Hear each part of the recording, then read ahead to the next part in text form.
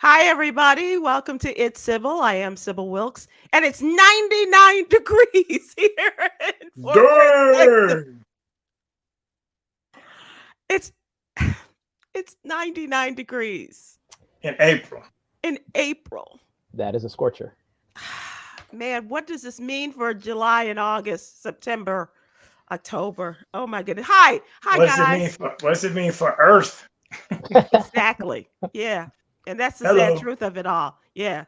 Tell the truth and shame the devil that's making it 99 degrees here. Hi, Cameron. How are you? Hello, Sybil. Hello, Damon. I am well. How are you all today? Are you cooler than 99 degrees? It is a cool mid 40s here in Chicago. Yeah, I'm Sun feels sorry. great. No wind. It is a beautiful day today. Good for you. Good for Yeah, you. Well, I can send half of what we got to you. yeah, please. We'll take it. Hey, Damon, how are you, my friend? Doing good, doing well. In the same city as Cameron, so no 99-degree temperatures. I don't know if I would trade with you though. Yeah, you know what? In January, February, I'm willing, I'm like, hey, this is why I live here. But today, I'm telling you, we had a storm that went through, and I'll talk about weather in a little bit, but we had a storm that went through, they verified it as a tornado in one far north suburb of Dallas. But and there was some damage. People lost their homes, and unfortunately, they lost property, but everyone was safe as far as lives are concerned. But then, so the temperature dropped a little bit, but even at like 7 o'clock this morning when I got up and I was going to walk, or six, it was when I got up to do Erica Campbell, and it was already 70 degrees, Mm. Wow. and it was crazy. It was absolutely crazy. So Reminds me of my hike in the Grand Canyon. I had arrived at like 6 a.m. when it mhm. was like, 60 degrees in Arizona. I walked, or I'm sorry, I hiked like 3 miles down in the Grand Canyon. By the time I got down there, it was 90 degrees. When I came back up the Grand Canyon, it was like 110. Oh my God, Yeah, Cameron, it was wild. were you okay? Yeah. I was fine. They have a funny sign in the Grand Canyon that says, "Going down is optional. Going back up is mandatory." Yeah, Uh, right. That's absolutely true. We've yeah. been to the Grand Canyon a couple times. Not no hiking, no walking down, just there to see the sights and the beautiful sunsets and sunrises and what have you. But Oh, yeah. I want to hike I'm all not. the way down and back up before my tenure on this planet comes to a close. Hopefully sooner rather than later. Not your tenure, but that you'll do it as a younger man. And in December. Okay, okay. Yes, Well, there's the snow and stuff to deal with then, because there you're will right. be that. Yeah, yeah, they have it. Uh, Arizona's a quirky state. So that is my story. I'm just dealing with just normal stuff. Damon, you have been on the road a little bit and traveling, and we're also going to talk about some of the travel headaches that people have been indulged Mm. or been deluged with, I should say. How about you? Right. I made my way around it. I went out Wednesday, so I actually went Tuesday to Virginia to catch up with Sherry, and so we did the Wednesday baby face, then Thursday baby face, and then I took the training wheels off, and she was off to the races. And she killed it, and then did Memphis all weekend. So Memphis had decent weather. Storms had just passed before I got there, so I've been kind of fortunate to get around it, and my flights all did what they were supposed to do. Good for you. Cameron, how's the work coming? How's the arts and crafts work coming? Well, as far as the Amplify series for Definition Theater goes, they haven't made a formal announcement. So those of you all who are watching on Tuesdays, don't spoil it for anybody. But they'll make the official announcement in the summer. I'm working on the new play in the back of my head, and just That's what it's called? um. Oh no, the new play is called Scoundrels. Oh, Um, okay. Okay. yeah. It's about male exclusive online spaces. I love that. Ooh, that sounds juicy. Yeah, Is it it's a pretty cool. screenplay? Is it a script for a stage or for screen? Yeah, it's I'm writing it as a stage play, but I think it's something that can easily be adapted to the screen. Awesome. What's Awesome. an example of that? all bail spaces. Have you this? Well, you know what? Let's hold that. Let's hold that Okay. until we do entertainment, and we will discuss that further because that is a part of. He's a part of the entertainment era. Okay. Cool. And so here we go, Cameron. Let us move to the What You Need to Know newsletter. And that is our Monday through Friday newsletter. And it is absolutely free. Ask you to subscribe. However, please go to SybilWilkes.com and give us your name and your email address, and it'll be in your email box every Monday through Friday morning. And we have wonderful young people who are working for us, who are writing great things and telling stories. And let us talk about, Khameron, your story, a California law that promoted inclusion and representation. Now, hear me when I say this. The California law promoted inclusion and representation. It was ruled unconstitutional by a judge. Go figure that. Khameron, make us understand. Well, the law is supposed to provide inclusion and representation among board members in publicly traded companies. So take your Starbucks, your Walgreens, hell, Facebook now. And it says X amount of these people have to come from underrepresented groups, even the queer community, LGBTQIA plus folks. Not, of course, including Black and Indigenous and brown people too. A conservative group thought that this violated equal protection under the Constitution, whatever that means. And the judge who struck it down didn't write a dissent report, just struck it down. And you gotta show your work. Right. You gotta tell us why. Yeah, like where's this worksheet? Yeah, exactly. In addition to saying like guilty or innocent, people are expecting the judges to authenticate as to why they decided what it is that they decided. And we didn't get a dissent report from this particular judge. So now people are wondering if all the other lower courts are going to follow suit. Without a dissent report, can they really follow suit? It was a really great law as a part of a string of California laws implemented by Gavin Newsom to ensure that we can see more Black CEOs, because we know that we make up I think out of all the CEOs of Fortune 500 companies, there's only like 2 or 3 that are like Starbucks and Walgreens, and I think there's one more, maybe in Jewel Osco. I'm not sure, but I'm not sure. Carnival Cruise Lines. Carnival. Thanks. Yeah, Carnival Cruise. Too, yeah. Oh, really? Of Carnival Cruise Line? Oh, yeah, word. Yeah. Okay. Well, yeah. So there's only like a handful of us, and we really Arnold Donald, right? I'm sorry. Close enough. His name. Yeah. I'm sorry, Khameron. Oh, nope, you're all good. So yeah, there's only so few of us, and this law was supposed to have some protection for us. So how are the conservatives going to say that it violates protection for them? This is the craziest thing. And good on Governor Newsom, because he was trying to do, after the murder of George Floyd, was trying to, as you said, bring about representation on boards, which we long have said, not only do we not have Black CEOs and others, other colors, but we don't have them on the boards and who are making these decisions. Like, who decided that, all of a sudden Aunt Jemima should stay in a rag on her head and, on a product, right? And so after the George Floyd and we took to the streets and asked for a change, he enacted this. His state did. And now, this conservative group is saying, not fair. Yeah, it makes no sense. I can't even think of a legal basis for this argument. I mean, other than pure, just hatred and racism and bigotry. I can't. I'm with you.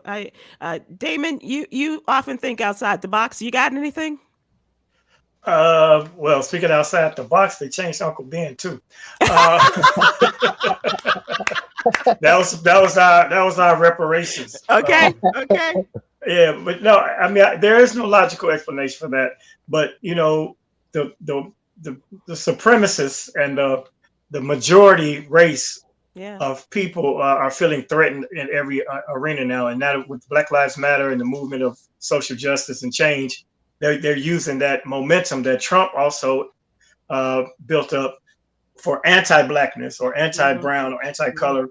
Anti-wokeness and all of Yeah. that. Right. So, and it's unfortunate that some of the situation they use to exploit was like the social unrest and the riot and looting, and they think that that's a basis for them to push back, and when that was a very small, minute part of the movements that were taking place for social change. So, it's the same old, same old. I mean, the same guys who wrote the constitutions, sons and grandsons and great grandsons are still running the country. Yeah, Mm. yeah.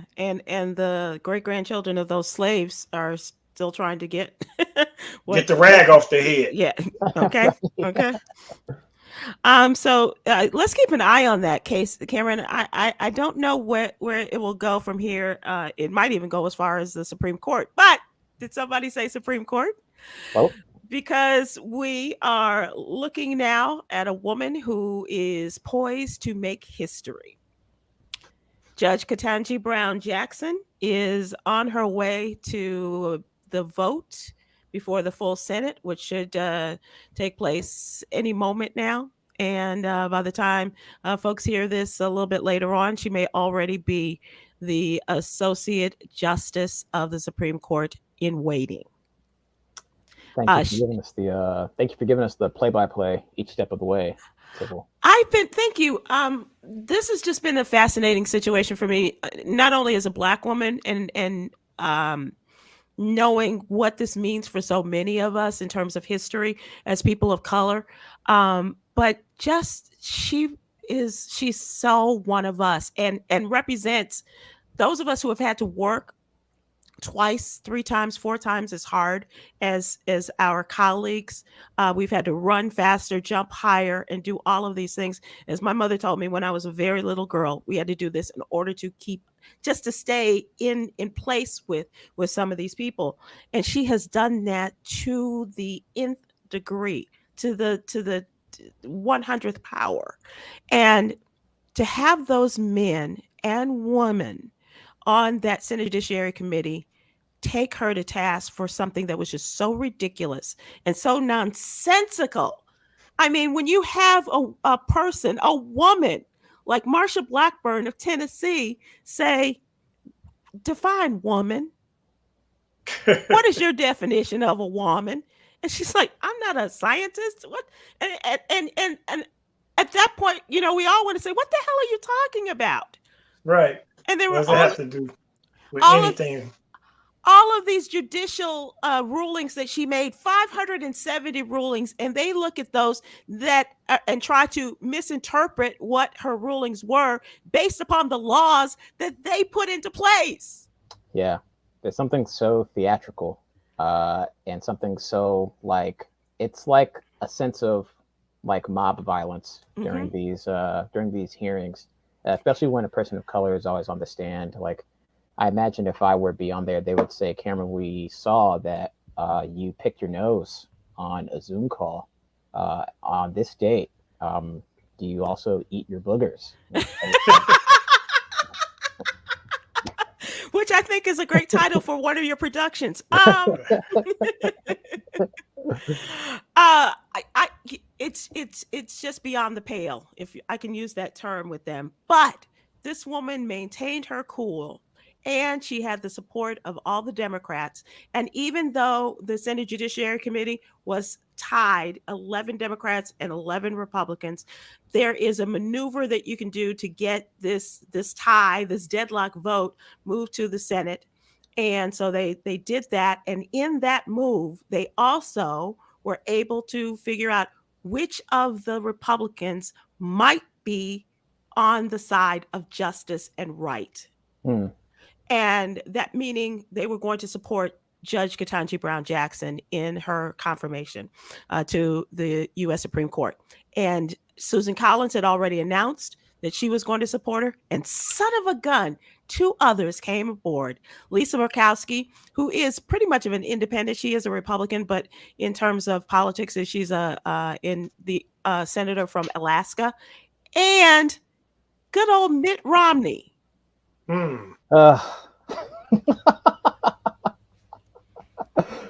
Okay. Look, at this point, we got to take them wherever we can Yeah, get them, yeah, Cam. right, You know what I yeah. mean? Yeah, like You this, may, like I'll pat him on the back. All right, Mitt. Mitt, Yeah. who knew? But anyway, whatever his politics are, he has been one who has not stood with the Republicans in their moves so far to the right that they are totally out of sync with the rest of the world. He gonna mess up, and they finna cut off his allowance next. Okay. But he said that he is going to vote for her. He said that the conversation that they had when she came to his office, and those meet and greets that she did, that they arranged for her to make, made a difference, at least for those three people.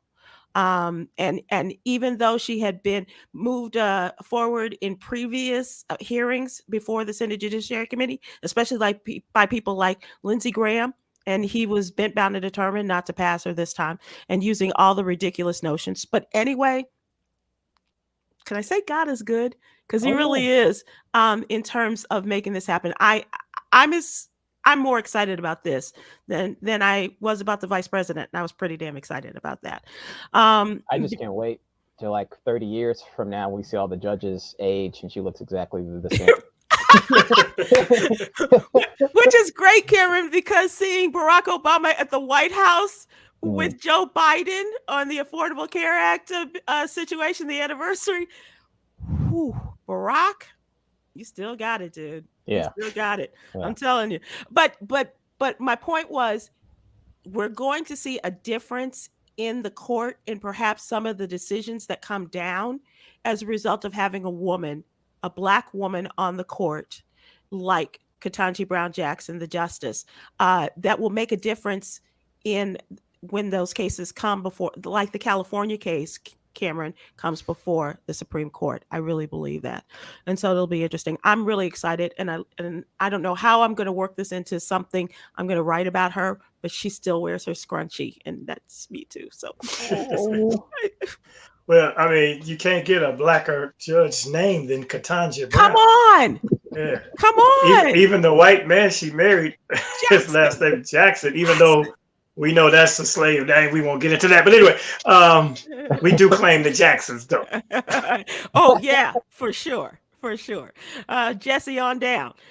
So let's move to another story. This was written by Coy Malone, and Georgia has paid $4.8 million settlement for the shooting death of a Black man by a state trooper. This is a case in which a man was pulled over for a dim tail light. He was fatally struck by the former state trooper, Jacob Thompson, who is white. The 60-year-old Julian Lewis was driving his car, pulled over by the white state trooper.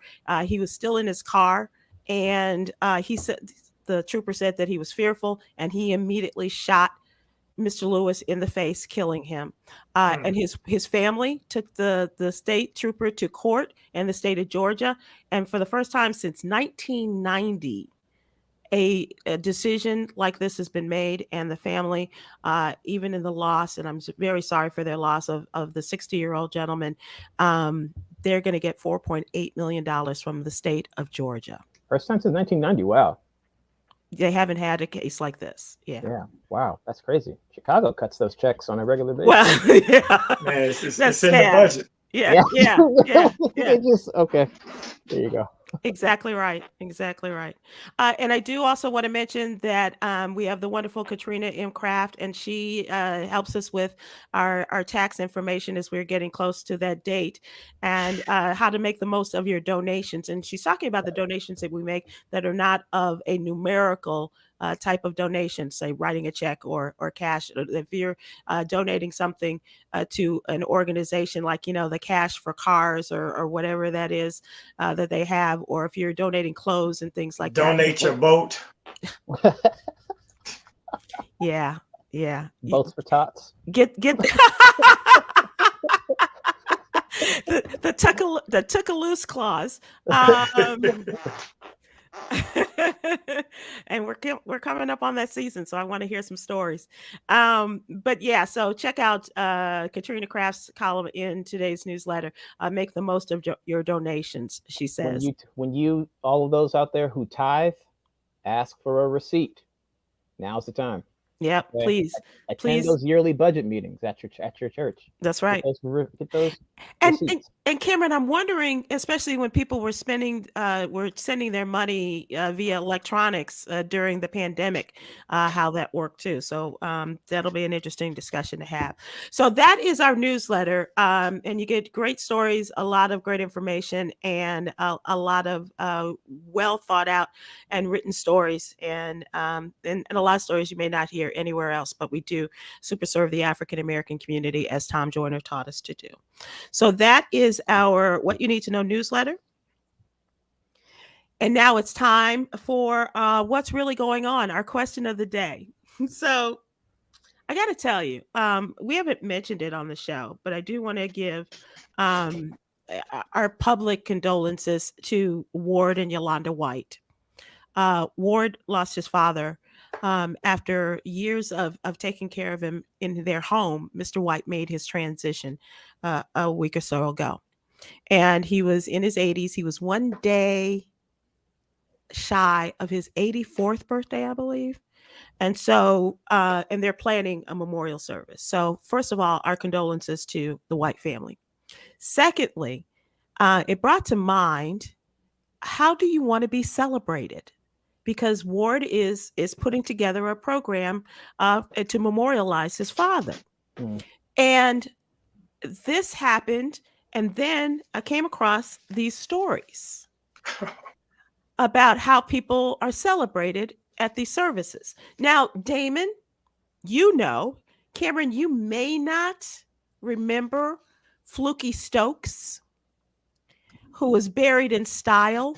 His son. Yeah. He buried his son, Wimp. Yep. Okay.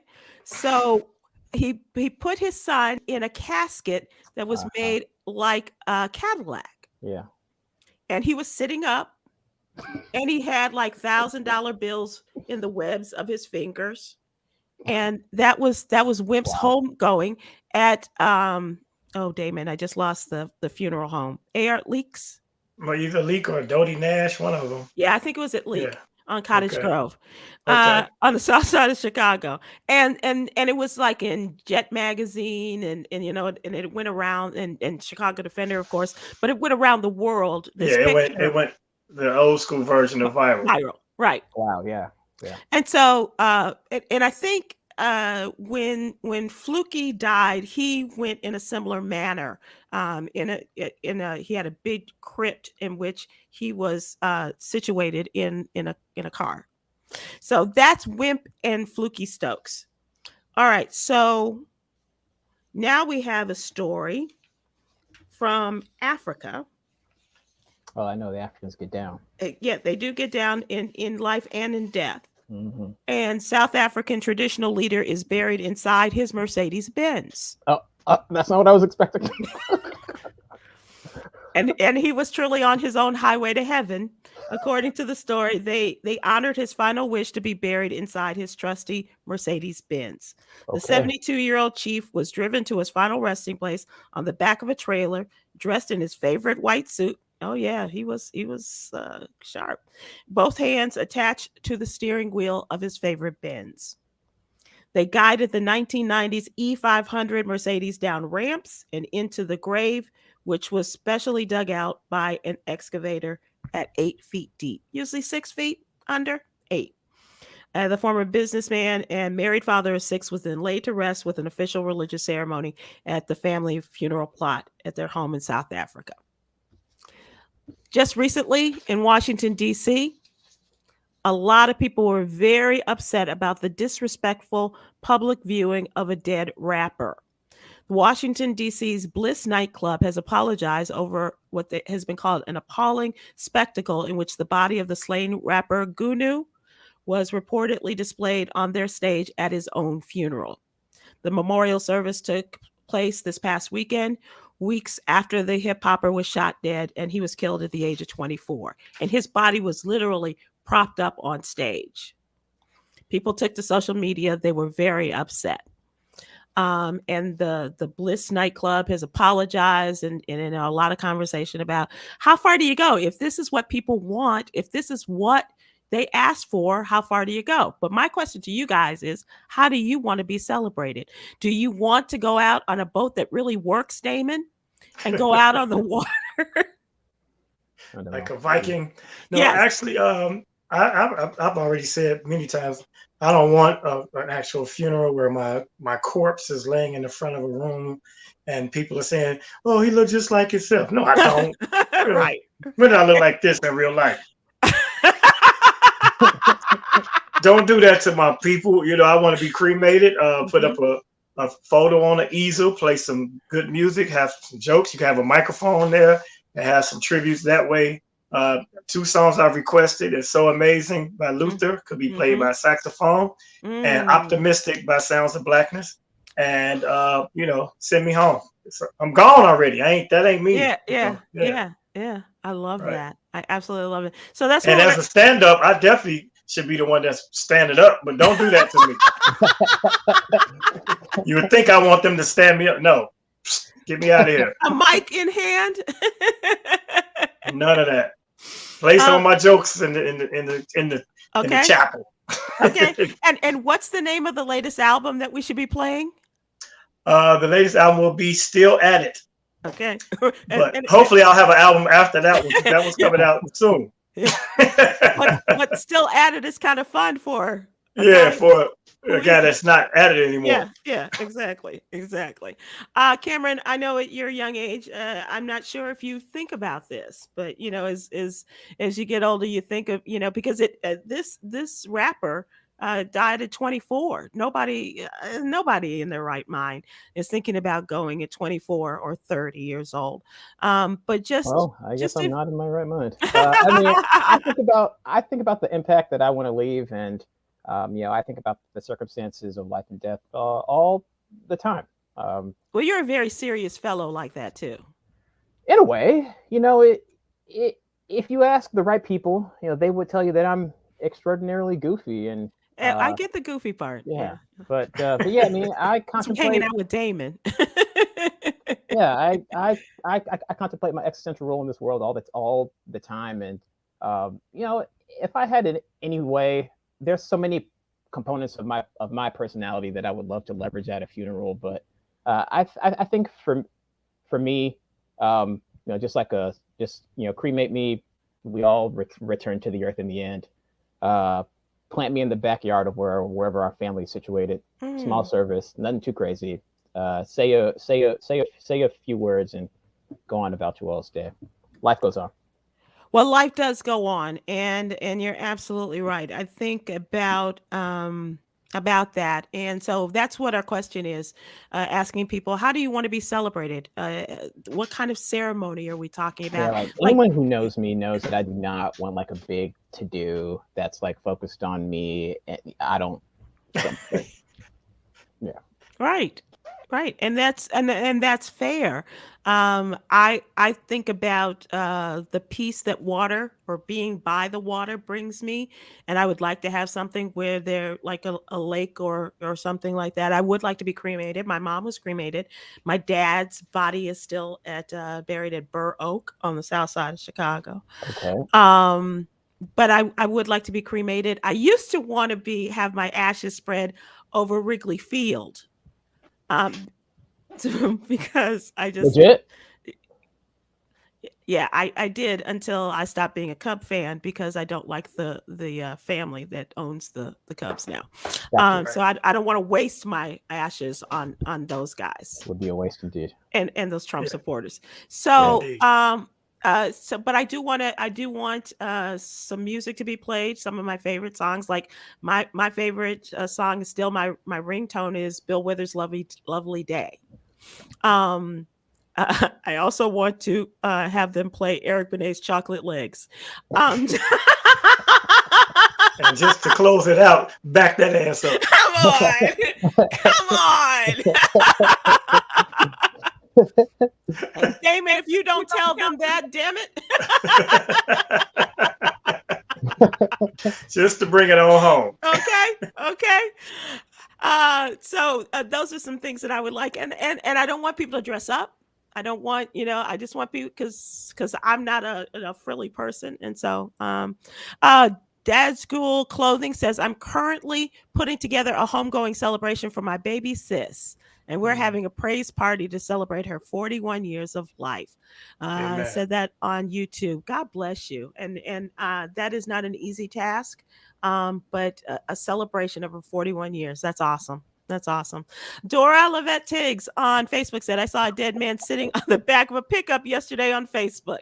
Yeah, that's usually where we're going to find those stories, right, First, Dora? you need to download your data and see why pickup trucks, dead bodies and pickup trucks are popping up on your feed. But okay. So what does that mean? When you can download your big data profile from like Google, Facebook, and whatever, and they can tell you why they send you things that they do send. Oh, okay. Yeah. So if you're getting too many advertisements for, say, lingerie, and you don't particularly wear lingerie that we know of, yeah. Right. Yeah. So perhaps you might want to check. Yeah.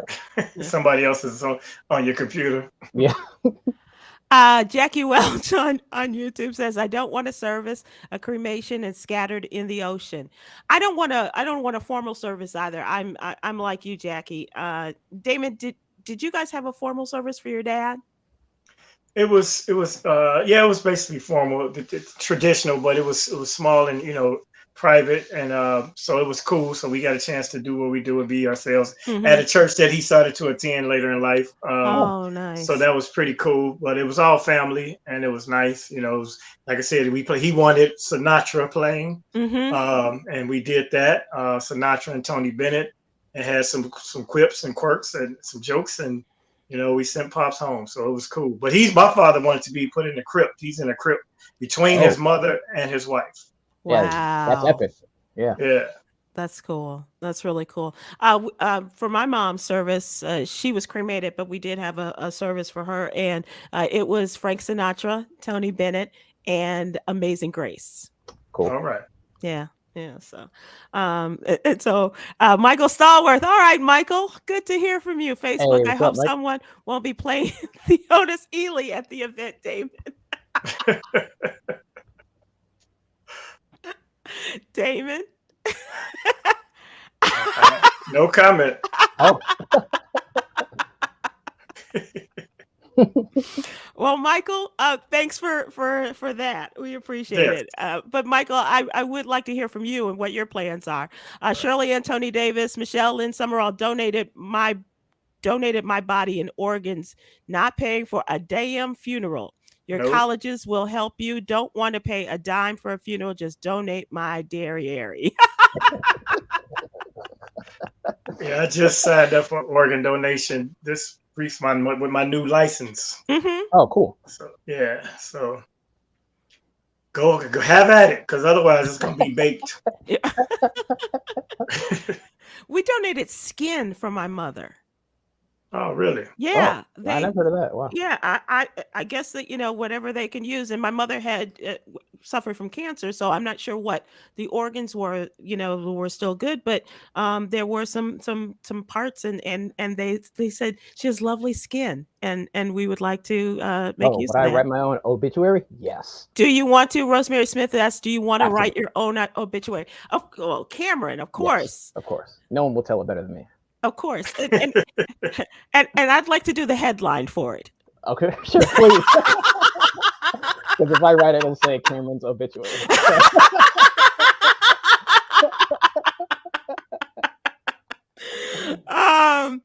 That is I think everybody wants to, but that is a daunting task. I think if you are considerate, like with my mom, she wrote her own, and she said you could put in here whatever you want, but this is how I want it to go. If you want to include anything else, Damon, did you write your dad's obituary? No, my sisters did. Oh, okay. So they so we all had a quote, that was inserted, but cool.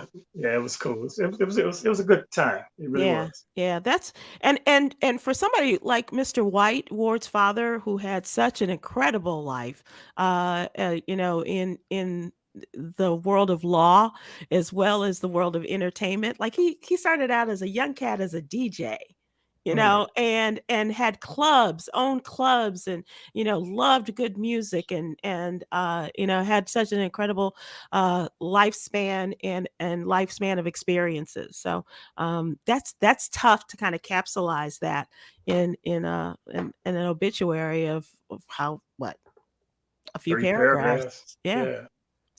Yeah. So Damon, have you started to work on yours? Oh, my obituary? Because No. I haven't. No, and I don't think I will. I leave that to those who know, who are in charge at the time, depending on who's left when I go. But see, And that's the thing. Because if you don't leave them some charting or some things that have happened that you want to be, you want to go in there, that makes it difficult for those who may not know. Syb, if go on YouTube, I've been doing interviews. I've been documenting my life every day on this Zoom and podcasts. True. That's true. Plus I'm not there, so And just your Instagram alone. I mean, whether you're in the airport, Google it. Yeah. Google me. Indeed. That's what I should just put on there, hit with a little link space. Google him. Right. Exactly right. If you don't know, then ask somebody. Right. All right. Okay. Well, thank you for indulging me in that. And I just I think it's just a really sometimes it can be a fun exercise. And I think people have given us some good things, and I can't wait to get more information. No, not to. No. I'm in no big rush. Right. I'm in no big rush. I can't wait for us to hear from more people about what they would like to do. All right. So let's move to the topical. It's now time for our topical talk, and let's talk about this weather. Like I said last night, a storm went through Dallas-Fort Worth, and they did classify one of the areas was hit by a tornado, and you kind of have to wait till the next day for the officials to come through and what have you. But this with this weather is more than a notion, and it has strong storms rolling through the South. One person was killed, more tornadoes and damaging winds. At least one person dead, drowned power lines, and may have been a part of the spawn tornadoes. More severe weather possible as the system rolls to the east. More than 35 million people were at some level of risk for severe storms on Tuesday, especially from the Gulf states into the Carolinas, but also from Northeast Oklahoma into Missouri, according to the Storm Prediction Center. And when I was watching the NCAA finals, there were no other stations in this area that had regular programming on, because they were all interrupted on cable systems and what have you about the tornadoes that were coming through. And unfortunately, it did happen. So this isn't funny, but it's what happened. At the half of the game, at halftime, North Carolina was up by 15 points. Yeah. Kansas was struggling that first half when they moved away from the weather report and they came back to the game. North Carolina was down 3 points, and they were struggling to get that 3-pointer off to tie the game, and it didn't happen, and Kansas won. Whoa, they missed the comeback. Missed the entire comeback. Yep. They showed it here. Were you did you have a horse in the game? No, I no, not at all. I was never a fan of Duke, but sentimentally you want to see Krzyzewski go, to the finals and see what happens with all of that. But other than that, that was the only real story, except for the Cinderellas, that were eliminated along the way. Because that's the thing, everybody experiences joy until that last team. So you're all gonna get, and the guys come out, they be so hard, you can't take that, and they had their braids and then tattoos and then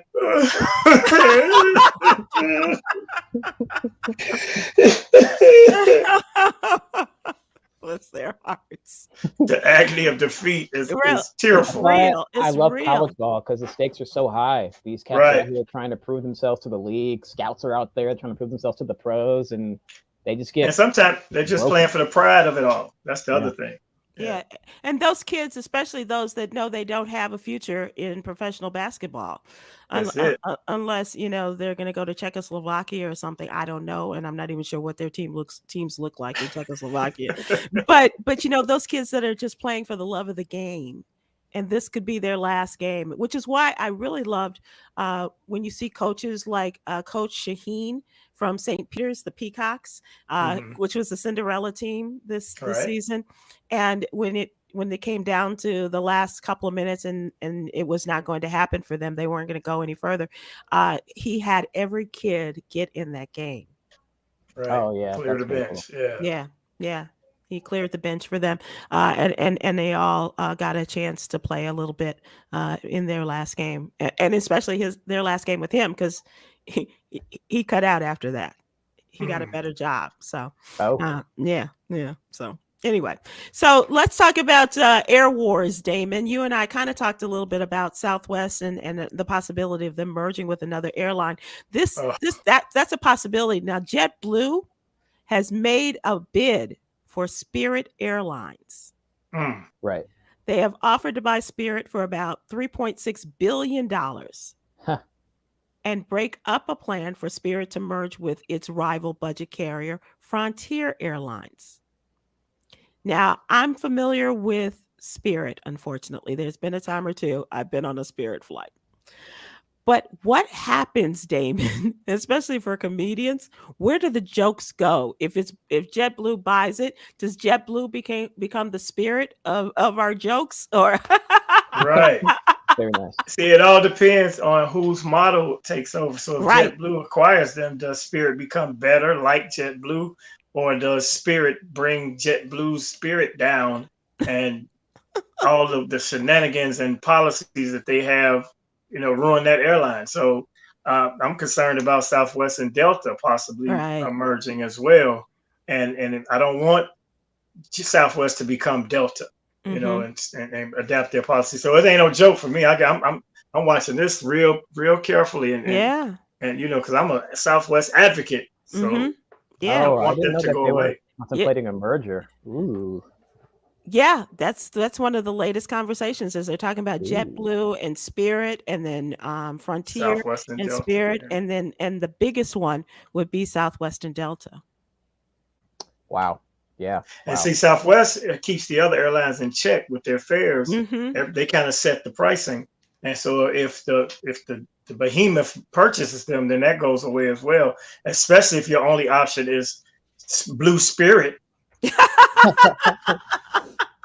Also sucks. I might just have to get me an RV. Okay. It also sucks because Delta is a known union busting airline. While their customer service rapport is great, those who work for them as attendants, they know that they don't allow any type of organizing on the employee level. I'll be watching this one too. Corporate acquisitions are so interesting to me. Well, it's more than a notion, and especially in those areas that affect so many people like you, Damon, on a week-to-week, if not a day-to-day basis. Absolutely, and like I say, you get used to a certain model, and then you have say if you got status on one airline, does your status transfer over? Right. Your points or whatever, all of that matters. And the most important part for me is Southwest policy with companions. Yeah. Where you can earn a companion pass because my wife flies free anytime I fly.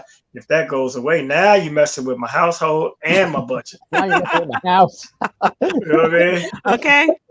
Yeah. That's real. That's a big one for me. Yeah, my mom's still tripping off of how Sprint merged, but T-Mobile acquired Sprint, and all our accounts have been changed over, and we've been Sprint customers for 20 years, and my mom has been chewing these T-Mobile people out about these 5G chips to put in these old phones. Yeah, I still got my old chips. I haven't converted yet. I'm telling on you, FBI's gonna come for you soon. Don't worry. It's crazy. It's crazy. And for a lot of people coming up these days, the mergers are just normal activities. They don't think about it because everything is merger this and take over that and even with when you think about Elon Musk buying 10% of Twitter and what that looks like, that kind of money and what kind of power he will now have and what that means for the future of our social media because Right. he's a right winger and he doesn't like a lot of stuff that he sees on Twitter. So what's to stop him from buying up all of Twitter and changing that? And what will that mean for other forms of social media? But Yeah. here's the thing, and I want to hear your thoughts on that about the possibility of Elon Musk and they said he's now on their board because he bought 10% of the company. First of all, Elon Musk sucks. He is like, I don't care how much money he gave to Flint. Elon Musk is a terrible, terrible person. Mm-hmm. The epitome of like white privileged man child with a daddy kink.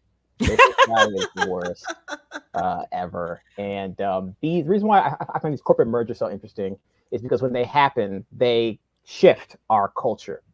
Right. Like when Microsoft bought Skype, that was huge back in the day, where people felt we could regularly, talk with people and see their faces at the same time. And now we have Elon Musk owning 10% of Twitter. My God, like what? And when we talk about male exclusive online spaces, like what kind of stuff are we going to see? All right. Coming out of social media now. That is the truth. That is me interesting. I'm not sure. I guess Twitter has a great relevance because I had stopped really being involved with Twitter until I found out that like networks value tweets and your Twitter following even more than your Instagram and other entities. I found that out. Yeah, it's like CBS. I went on as a top talker. I talked my way onto the talk. And because I was on the Joiner affiliate, and I told him I got on as a viewer. Then I told him I was in radio. Then I got on. So then I tried to get back on a year later, and they said the only way that they would bring you on as a top talker is if the affiliate that you're connected with, which was Tom Joyner Morning Show, has 1 million Twitter followers, not Facebook, not Instagram, Twitter. So that could just be them saying we don't want you back, but they specifically use Twitter as their metrics. Wow. Twitter is just OnlyFans and people arguing. That's all it is. Yeah. But it's opinions, and I'm sure opinions matter to them, and that's where they get their data from. Plus, it's a lot of unrestricted porn. Right. Yeah. Hence the OnlyFans. Yeah. I wasn't aware of that. Well, yeah, like you can tweet nudity on Twitter, videos and such. That's what Flame I wrote when we were on Wendy Williams. She gave out all her social, said, but don't go on my Twitter because that's nothing but porn. That's right. That's right. I remember. That's right. Absolutely. Yeah. Absolutely. Twitter's a Wild West now. Yeah. Is it? Okay. Well, maybe Elon will rein that in a little bit. Yeah, it sounds like it. And his first thing was like, I'd like an edit button on Twitter. And people are like, well, I can't disagree with that. But no, that ruins the whole point. Yeah. Because the cool thing that I do like about Twitter is for like Twitter's ability to pull something up from like 10 years ago that you tweeted that you said that you can't change. That's the beautiful thing about it. If we get an edit button, that means we can rewrite history. Yeah, and I don't think Elon Musk is mad at that. I think he would like to rewrite a lot of things and use his money to do that. Yeah. He needs to build this tunnel that he promised from Midway to downtown. That's what he needs to do. I don't know. Or he's over there purchasing Twitter, but build the tunnel, Elon. You got better things to do with your money, or Khameron has better things for you to do with your money, Elon Musk. Absolutely. So the thing that we are talking about is the merging of companies and takeovers and what have you. Just as a final thought in this particular section, just a quick off the top of your head, is there a business you would like to take over? Netflix. Okay. That's a good one. I like it. Yeah. Yeah. And then they gave me Netflix for a day just so I could put my special up, and then they can buy it back. I love it. You be thinking, as George Wallace says, I Damon. be For real, thinking. man. You be thinking. Damon's You got be the thinking. good ideas. Mine's pretty obvious. Amazon, any day of the week. Amazon. Yeah. Yeah. Any day of the week. I dig that too. Yeah. All right, gentlemen. As we wrap this up, let's take a look at entertainment. And the president, our forever president, was with the current president at the White House for the first time since he left in January of 2021. Barack Obama returned to the White House and the anniversary of Obamacare, the Affordable Care Act, and made some changes to it and helping families who are having difficulty still in getting full coverage for members of their family. They're straightening out what they call the family glitch. But I talk about that because there was a lot of conversation about President Biden's open mic glitch, in which he told the president at the announcement of the Affordable Care Act, this is a big effing deal. And so, and there was a lot of reference to that, which I thought was really funny. And a man who I don't think is very funny. I'm not a big Bill Maher fan, but he made an interesting interesting observation and comment about how Democrats are going to win. He doesn't think that they're going to do well in the midterm elections, which everybody predicts that the Republicans will take over as it happens from year to year or every 2 years or so. Bill Maher says that the only way the Democrats are going to be able to win the 2024 presidential election is if President Biden and President Obama marry each other. That's a good point, dude. They would sweep. They would sweep the country. Bill Maher, who says the most ridiculous things and it's just so crazy. He says that there is the Republicans have changed the rules and even flouted the laws with zero shame to get in their way, and Democrats need to do the same thing. He said whether it's fair or not, Biden doesn't seem to be a winning candidate in 24, and he ticked off the others like Hillary Clinton, Bernie Sanders.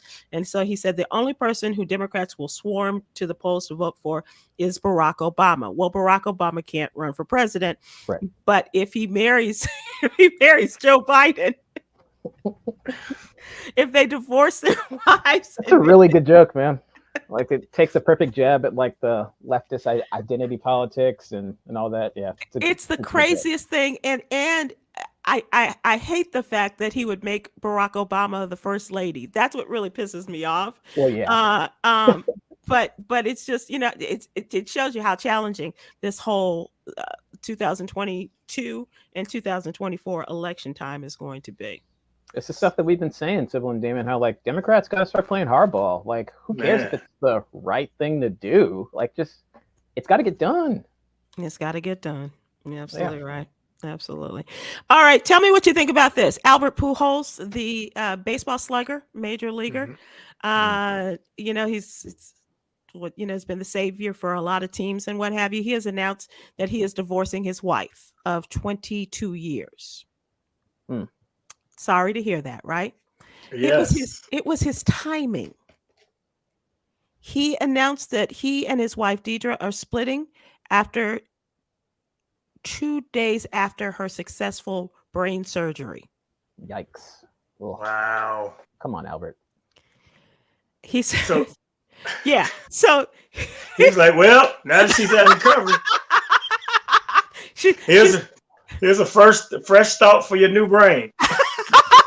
I divorced thee. Right. Think about being by yourself. That's bogus. 2 days after the woman had brain surgery, he says, we're done. We're finished. Hasta la vista. It's like, how's she doing, Doc? Is she strong enough to take the news? She good? She good? We good? Right. I think that's as bad as George Lopez divorcing his wife after she gave him a kidney. Yeah. That's worse. That is worse. That's worse. Because at least she could get paid for that kidney, in a big way. I don't know what the divorce settlement was, but I'm just saying. Right. But this is beyond the pale. I'm sorry, Albert. Let us extend some grace to him. And that takes us to today's inspiration from Yogi's Jewel. as we say goodbye, grace is God's unmerited favor. It is kindness from God that we don't deserve. Can you show someone some grace today? Albert Pujols, I'm sorry. I don't have it in me. I just don't. I don't have the grace to extend to you 2 days after your wife has still got her head wrapped up and she's coming to consciousness and from brain surgery. And you say it makes you wonder what he was wishing for while she was in surgery. Okay. Yeah. So let's extend some grace to someone today. Thanks, guys. I've had a great time. I appreciate you. And we'll see you all soon. See you soon. Aloha.